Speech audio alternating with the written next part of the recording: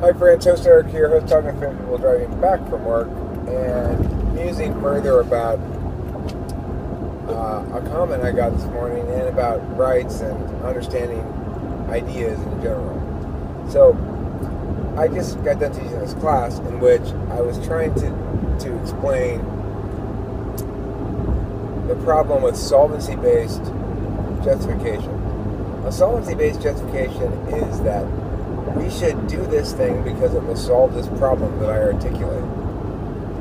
And the reason why that doesn't apply, what the fuck?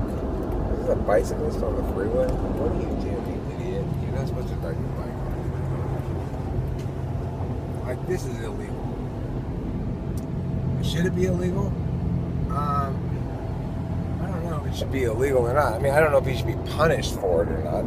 The punishment, it would seem to me, would be incurred when he gets hit by a car and killed.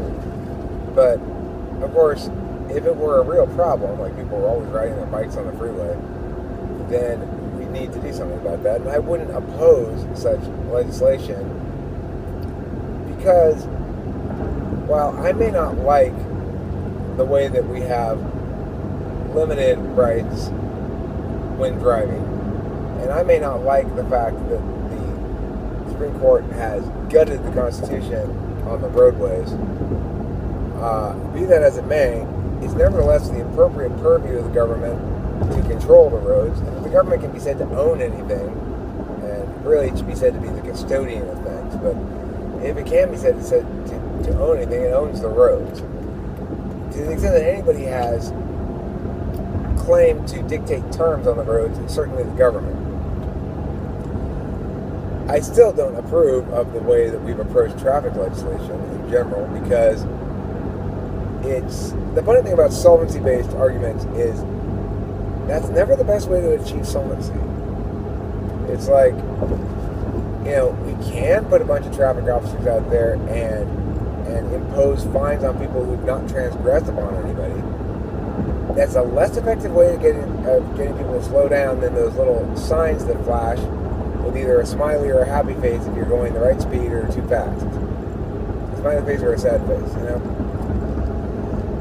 That's way more effective. So if you want to talk solvency as a justification for things, then those are the kind of solutions we should have. The problem with solvency-based arguments in general is that they only account for the impacts that they're looking for. And people are very easily frame-walked by a solvency argument. For example, when I was talking with the kids today in class, and the example I was using in class was bananas. I said, let's say the state of California decides to spend some money and buy 40 million metric tons of bananas to implement a program where every student in the state gets a banana every meal at school. And the justification for this is we want kids to be healthier and get more potassium. Okay. Well, what are some other impacts? So let's say they successfully do this, they implement it, and now every kid gets a banana with every meal. What are some of the possible impacts besides more potassium, healthier kids? Kids will have more energy and be able to study better. Kids will not get diseases that they get from lack of potassium. Those are the kind of answers I get, So, okay, well, what are some... Remember, the person who's proposing this legislation, they're concerned about this category of impact, namely students' health, student potassium levels. But there are other impacts of any given legislation that have nothing to do with the impacts that are desired. So one impact of that legislation would be a massive number of bananas being thrown away. Okay, just because you give a kid a banana doesn't mean they're going to eat it. Now, it will also probably include a total net increase in banana consumption by children, by some amount. However, it will also mean that some parents will stop buying bananas for their kids because they get them for free at school, which means that the stores that used to profit from their banana purchases no longer profit from those banana purchases. Additionally, it means if they buy enough bananas, the price of bananas for everybody who's not getting a free banana at school goes up. Additionally, it might mean that since they're putting banana with every meal for every student, they're no longer mixing it up. They're no longer giving them different kinds of fruits, so now they're not getting any vitamin C. There's also an opportunity cost. Well, where did the $400 million they spent on these 40 million metric tons of bananas come from? The state general fund? Is it being funded by... We were going to provide services, addiction services for homeless people or something, but now we're going to provide bananas. You can't spend the same money twice, so what's being sacrificed in order to afford these bananas is another critical question. Now, it's not so much a question of the banana issue, but another critical question is always, what are the consequences of enforcement, and ought we count those impacts? So, the answer to the second question is always, what's the impact of enforcing laws against murder? Well, the perpetrator gets put in jail for life or even put to death, depending on the state. We have to count those impacts too. It doesn't matter if those impacts are bad in this instance, because the alternative is to leave murder unpunished. And to accept might makes right. The source of all ultimately the source of all injustice is might makes right. The fact that I have the power to do it means that I am legitimate in doing it is the thinking that wrongdoers use. So, obviously, a civil society is not one in which murders occur without response, or with just Family Feud kind of response. Well, that guy killed my cousin in a bar fight. Now I'm going to kill him. Well, now that guy's family's going to kill me, and then we're going to kill them, and they're going to kill me, and back and forth, back and forth. People will have justice, one way or the other. If there is a persistent pattern of injustice directed towards individuals, and that injustice is sufficient enough to make them have nothing further to lose, then they will typically strike out with violence.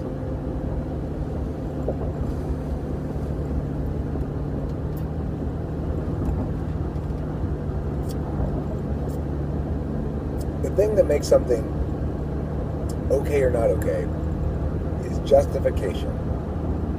Justification can be done in a lot of different ways, only some of which are legitimate for use of force.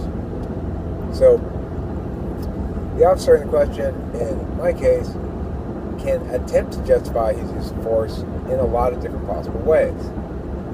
But there's no factual justification for it. He can't say that, for example, a bus was about to hit me and he was pushing me out of the way of the bus. He can't say that I presented any actual problem to the police in their activity. I didn't do anything that would interfere with them at all, except speak to them, except speak the truth to them. And I wasn't, even if I had been violating some sort of law, like say I wasn't supposed to be on the median, well, he has a remedy that is an official power of his to address that. And said remedy is to write me a ticket or arrest me.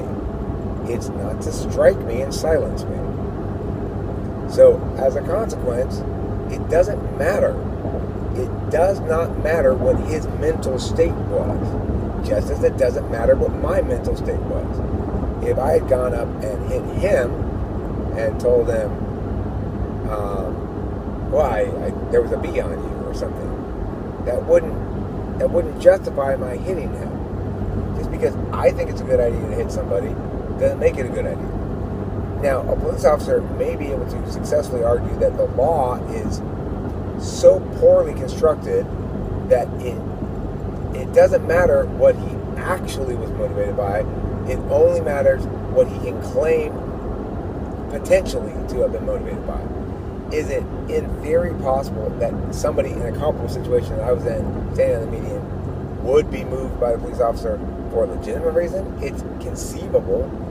It's not conceivable in my case, because to conceive of that would be to be convinced by the various symbols of being clothed that somebody actually is clothed when their dick's in your face. So, no. I don't care how many words you say to try to tell me that this guy's got clothes on. That penis in my face is indicative of the fact that he does not. And if this officer wishes to try to claim he had motivations other than to silence me, he will have to lie to make that claim. And if he's doing it in a deposition, that means he's going to have to perjure himself to make that claim. Now, I'm not going to be able to prove perjury, probably. It's really difficult to prove perjury, especially when you're talking about what you believed and stuff, which is why we shouldn't factor that shit in. When cops are empowered to kill people on the grounds that the person posed some threat, and then it's okay if the cop had fear for his life, it's not okay. I may be afraid. I'm afraid going into this meeting. That doesn't justify me using violence. The only legitimate use of force is responsive. Now, if that officer had really wanted to accomplish some legitimate goal, he would have used his words like a regular human being does. He doesn't need to shove a butt of a gun in my ribs. It's ridiculous. And whatever amount of dissembling anybody uses to try to justify his behavior, I'm going to be pointing out, stop saying he's dressed. That's just fucking cock in your face. Because that's what it is. It's so obvious what happened there. There's no reasonable person would agree that he's more reliable in articulating the whys and the hows of that going down than I am. The fact that he's a cop doesn't make him more reliable about that. If anything, it makes him less reliable about that, because he's so fixated on technicalities that he's allowed himself to become entirely blind to the normative absolutes. The normative absolute there is torturing that guy as he's wailing in pain is not acceptable. The normative absolute there is silencing me because I'm pointing that out is not acceptable. It's not moral. It's also not legal. It's un-American. It runs afoul of our core, most foundational beliefs regarding liberty and free expression. So, yeah, that's not going to fly. And that guy put that comment, he says he's a lawyer, and he's like, yeah, but they can argue that. It doesn't matter what they can argue. What matters is the truth. If they're lying, they're not going to sustain much muster. And people can't lie to me. If I have the opportunity to question them or depose them or something like that, and they're in a situation where they can't avoid my questions, they can't run away from me, they have to answer it with some sort of answer, they're not going to get away with their lies, because I will pin them in contradictions, and I will drive that home. I will question their character, I will question their moral legitimacy, I will question their legal legitimacy, and I will demand the fucking truth. So, I mean, it's not just me demanding the truth, it's reality demands the truth. You cannot tell a bunch of lies without creating some contradictions. That's why I do my very best to never lie. I do occasionally. I'm not perfect, but it would be on something small. It would be like, I caught myself lying a couple months ago. And basically what it was me relating a story that happened to me, and I added in a detail that made the story work better, but it wasn't accurate. I corrected myself and thought about it a lot after that. Like, why did I just do that? That's so unacceptable. I insist that my own words be forthright, honest, and legitimate, because I'm a deontologist. I don't believe in lying. Deception is not protected speech. Lying is not protected speech. Slander is not protected speech. Libel is not protected speech, for good reason. Dishonesty is a metaphysical crime. And it's a metaphysical crime because it enables people to commit physical crimes. So, all right, this cop committed a crime against me. He's going to lie about why he did what he did and hope that excuses it. Well, it doesn't matter why he did what he did, really, because he had no... the burden should be on him to establish cause for striking me. It shouldn't be on me to establish a lack of cause for striking me. Nevertheless, our law system is pretty fucked up in that regard and affords certain elements of the governing body to have essentially aristocratic powers. So, am I going to let that shit fly? Fuck no. Fuck no, I'm not going to let it fly.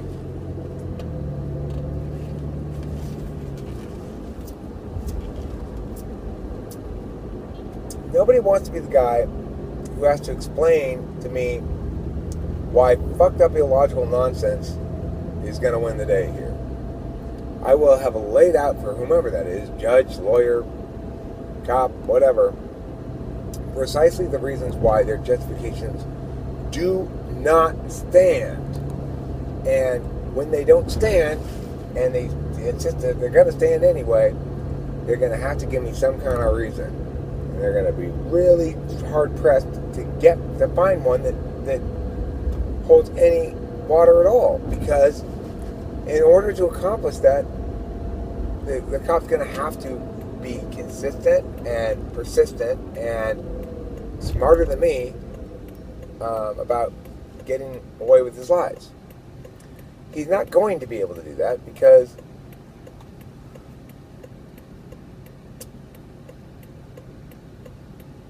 I'm not an average guy. I'm not just like a lawyer or somebody who's got expertise on the protocols and practicalities of the law but doesn't understand it conceptually. I'm a debate coach. I'm a professional flow debate coach. So, and I'm among the best. And I say this not to boast. It's true. I've been coaching debate long enough. I've met with enough other debate coaches. I've worked with them, whatever. Even amongst that population of extremely incisive thinkers, I'm a good margin above them. So the last thing you want to do, you go ahead and be cross-examined by a lawyer. It's hit and miss. You never know what you're going to get. You never want to be cross-examined by a debater or a debate coach. A serious debater or a real debate coach like me, you just never want to be questioned by them because you can't, unless you're in the right entirely, then it's a different matter. If you're entirely in the right, you're fine. But if you're trying to cover some shit up or lie or obfuscate or obstruct, you're toast. You're fucking toast. You got no chance. I'm not just a professional at what these people aren't even amateurs at. I'm one of the top professionals. And I don't plan on allowing any bullshit to go unchallenged. I will challenge bullshit. That's what I will do. I will challenge it and challenge it. I will point out the absurdity of it. I will present people with options. Well, it's either this or this, and you've indicated this, therefore, man. People who aren't correct will always be trapped by the contradictions between their various wrongnesses. And they deserve to be trapped amongst them. They deserve to squirm in punishment for their wrongness. They deserve to squirm as others observe them attempting to lie. Ain't no one gonna lie on my watch and not get called out on it, because I know what the truth is. It's self-evident. So, lie to me at your peril.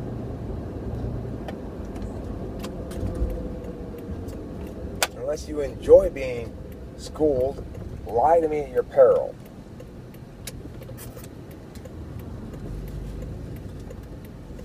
There's no reason any of us should tolerate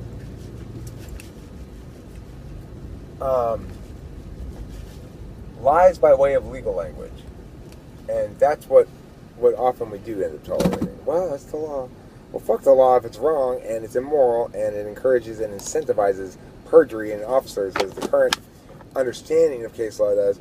Well, then I'm here to fucking take the current understanding of case law out to the fucking woodshed and toss it in the wood chipper, and then take those chips and use them as kitty litter.